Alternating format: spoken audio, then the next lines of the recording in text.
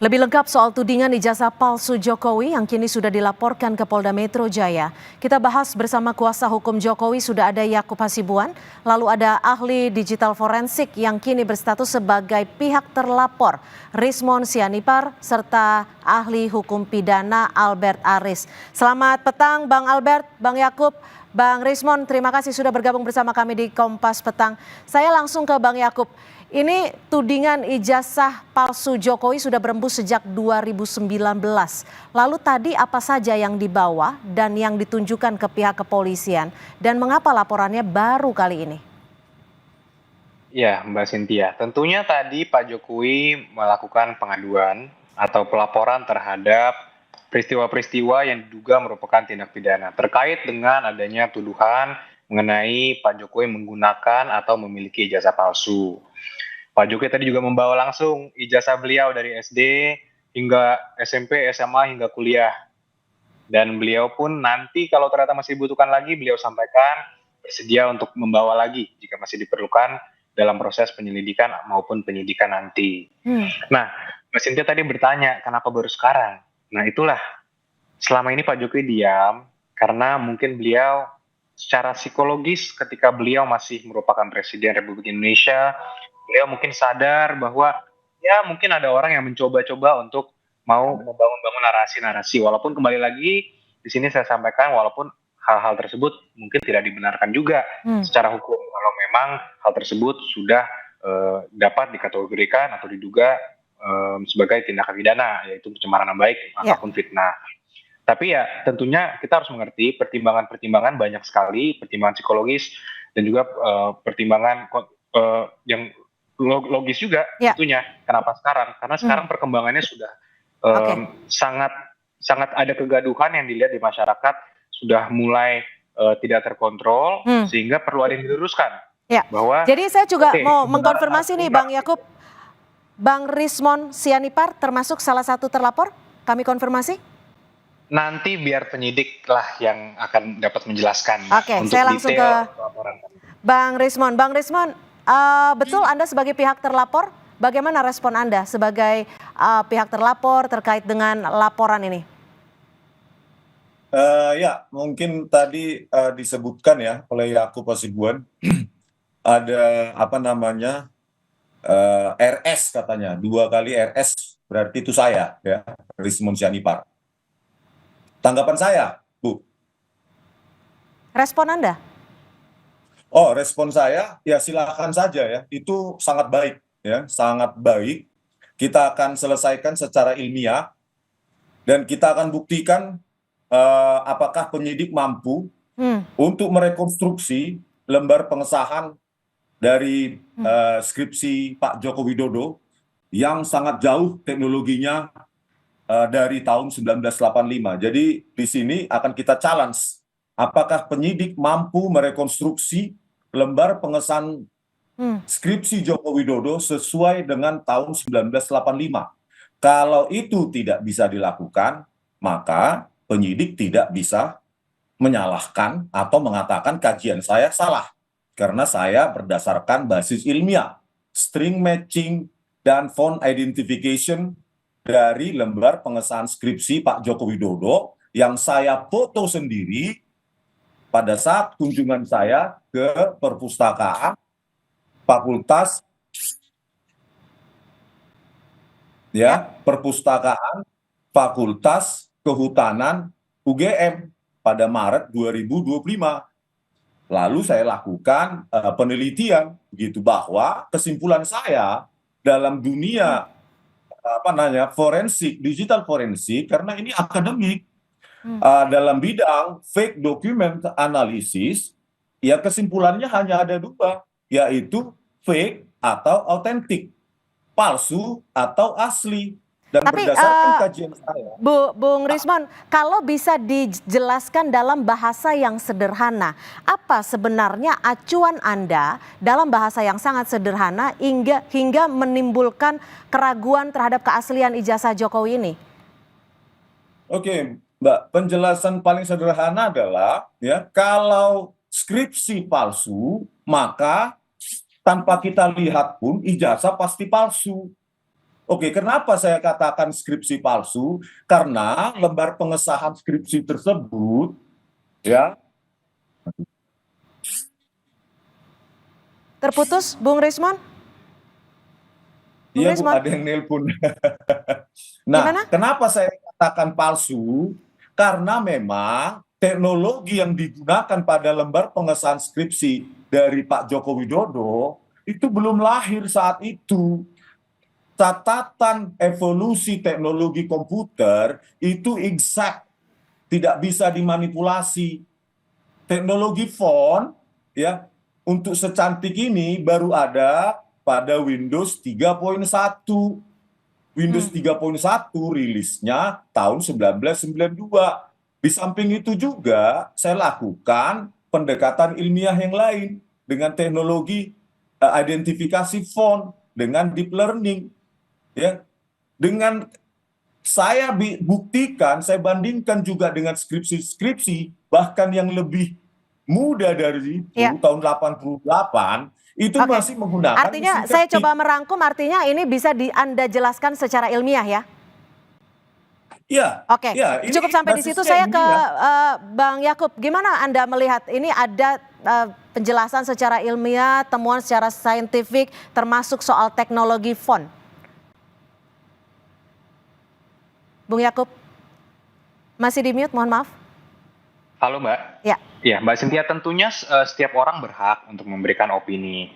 Dan itu kita juga, ya kita hormati. Tapi khusus pelaporan hari ini itu kan tentang dugaan tindak pidana pencemaran nama baiknya. Nah, mengenai materi, apakah ijazah itu asli atau tidak, skripsi atau tidak, kami sudah menyerahkan ini kepada aparat penegak hukum, ke pihak polisian.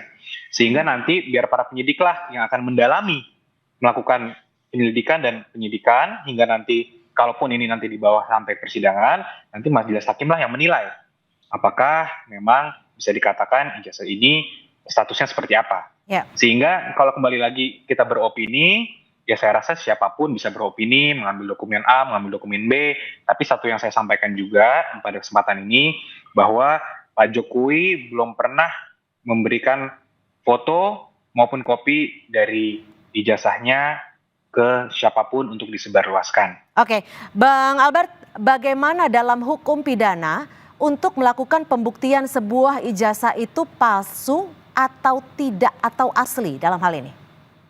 Baik, pertama-tama perlu saya sampaikan ada asas yang mengatakan bahwa affirmanti non neganti incumbit probatio. Jadi kalau ada orang yang mendalilkan sesuatu palsu, dia yang wajib untuk membuktikannya gitu ya. Nah, tapi di balik semua itu, pertama-tama yang saya baca dari berita online hari ini, tim kuasa hukum dari Pak Jokowi sudah melaporkan dengan pasal 310, 311, kemudian 27A, 32 dan 35 gitu ya. Nanti biarkan ini berproses, apakah penyidik menemukan adanya dugaan peristiwa pidana atau tidak untuk melanjutkan. Karena begini, bagi mereka yang dilaporkan, Mbak Cynthia, Ya. pasal 312 KUHP menentukan bahwa kalau nanti hakim memandang perlu untuk si terdakwa ini membuktikan karena dia merasa ini untuk kepentingan umum, meskipun quote unquote ya, bahwa Pak Jokowi itu sudah bukan pejabat lagi, tetapi isunya ternyata masih bergulir sampai saat ini ya. Itu saya juga nggak tahu apa yang menjadi motivasi ini. Tentu banyak faktor-faktor lain yang menurut hemat saya itu bukan merupakan ranah hukum untuk saya komentari. Tapi saya mau katakan seperti ini, Mbak Cynthia. Kalau ada orang yang mendalilkan bahwa sebuah surat itu palsu atau dipalsukan atau digunakan secara palsu, pasal 77 ke KUHP itu sudah menentukan daluarsanya maksimal 12 tahun loh. Tadi kan dikatakan ijazahnya tahun 85 ya, Ya. gitu ya. 85 sekarang tahun 2025, itu berarti sudah 40 tahun. Ya. Daluarsa untuk menuntut pemalsuannya saja itu sudah daluarsa secara pidana. Secara perdata 1967 Kitab Undang-Undang Hukum Perdata juga menyatakan bahwa daluarsa untuk menuntut, karena kita dengar ada perkara perdata juga yang sedang bergulir saat ini, itu maksimal 30 tahun. Jadi kesempatan untuk membuktikan sebaliknya tetap diberikan ruang tentu dengan catatan bahwa saya perlu mengatakan bahwa itu sudah daluarsa sebenarnya. Tuntutan mengenai sangkaan bahwa ijazah tersebut diduga palsu. Yang kedua, Mbak Cynthia, kalau kita lihat dari sisi hukum pembuktian, kebetulan saya adalah mendalami bidang hukum pembuktian ya. Ini kan setahu saya sudah disampaikan oleh pihak kampus Mhm, bahwa ini adalah ijazah yang asli. mhm. Itu pertama. Yang kedua, dari proses perjalanan Pak Jokowi, mulai dari wali kota, gubernur, presiden 2 periode, bukankah itu sudah melewati proses verifikasi oleh Komisi Pemilihan Umum Mmm, pusat dan daerah gitu ya. mhm. Nah, dalam hukum pembuktian itu ada yang disebut dengan istilah persangkaan. Persangkaan ditentukan oleh undang-undang, dalam konteks ini ada undang-undang pemilu, sudah menyatakan bahwa konteks ijazah sebagai alat bukti otentik ya, yang memberikan pembuktian yang sempurna, Oke, ditambah persangkaan, ya. itu sudah menyatakan bahwa alat bukti itu adalah sempurna, bahwa ijazah Pak Jokowi itu harus dipandang sah atau asli sampai dibuktikan sebaliknya. Terakhir Oke, dari saya Mbak Cynthia, ya. kalau tadi Eee, Bang Rismon mmm, menyatakan bahwa ada teknologi tertentu yang bisa membuktikan, saya mau tanya ke mmm, Bang Rismon, mmm, apakah ketentuan mengenai penggunaan dan pembuktian teknologi tersebut yang dimaksud oleh Bang Rismon bisa berlaku surut mmm. untuk ijazah yang dikeluarkan oleh tahun 1985 silam? Terima kasih. Oke, silakan, dijawab Bang Rismon, tapi usai jeda tetap bersama kami di Kompas Petang. Terima kasih Anda masih bersama kami di Kompas Petang. Saya akan kembali langsung tanyakan kepada Bang Rismon Sianipar yang saat ini sebagai pihak terlapor dari Presiden ke-7 Republik Indonesia Joko Widodo. Bang Rismon, sebenarnya apa sih yang menjadi motivasi Anda untuk terus memberikan untuk terus mengejar apakah ijazah Jokowi ini asli atau palsu? Di lain sisi, apakah ini hanya bentuk penegakan hukum atau pembuktian lain? Saya kan seorang saintis, Mbak. Ya, saya selalu bertanya, saya selalu menguji, ya, saya selalu menganalisa. Jadi ini tidak ada target apapun kepada siapapun, ya. Jadi hasil analisa saya ya produk dari ilmuwan itu sendiri. Kalau ini digiring kemana-mana ya terserah mau menggiringnya gitu ya. Jadi kalau ujaran kebencian atau pencemaran nama baik, ya silakan saja itu nanti dibuktikan oleh penyidik bahwa kajian saya salah. Silahkan lakukan uji kertas, lakukan uji tinta, lakukan uji teknologi, dan cari juga itu. Karena seseorang menjadi sarjana UGM itu tidak mungkin tanpa KKN, kuliah kerja nyata.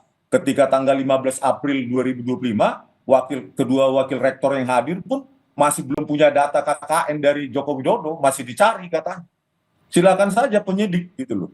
Mari kita berdebat, mari kita saling membuktikan. Saya juga akan membuktikan bahwa itu produk dari jauh setelah 1985.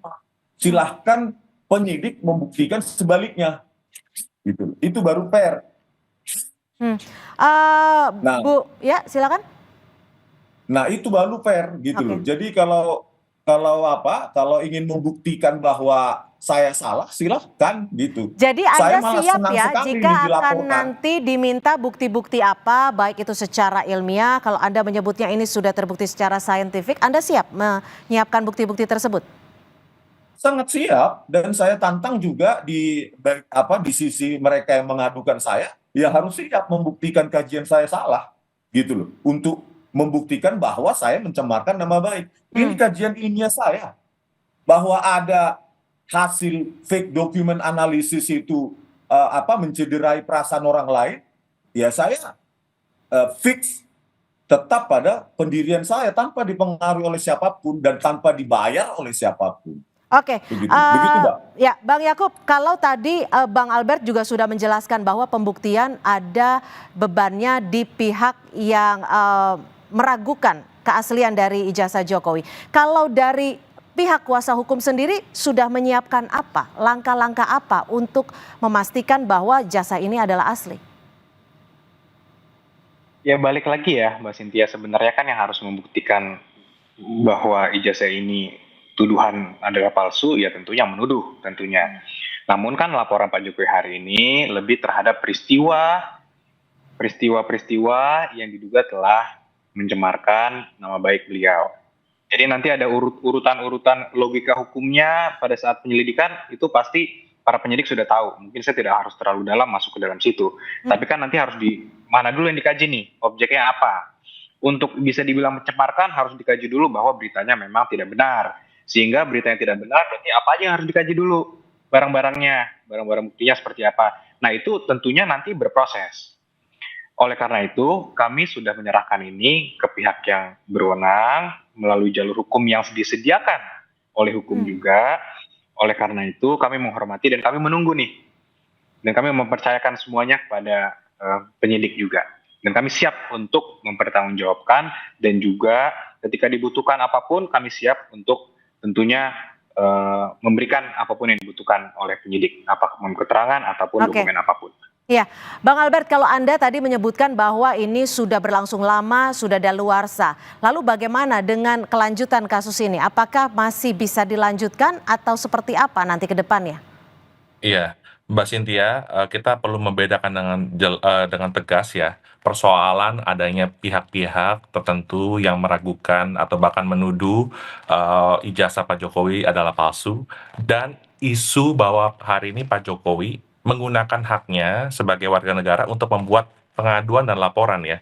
Pengaduannya itu 311, dan pasal 27, laporannya itu adalah 32 dan 35 Undang-Undang ITE. Ya kan. Nah, saya menduga-duga ini, Mbak Cynthia, kenapa sih sampai menggunakan pasal 311, yang menurut Ya. hemat saya kuasa hukumnya juga harus menambahkan pasal 45 ayat 2 dan 4 Undang-Undang ITE, Undang-Undang Nomor 1 Tahun 2024, karena itu adalah fitnah secara elektronik gitu ya. Nah, mengapa saya perlu menyampaikan hal ini? Berarti karena kan pilihan yang diambil Pak Jokowi ini adalah suatu last resort. Kenapa last resort?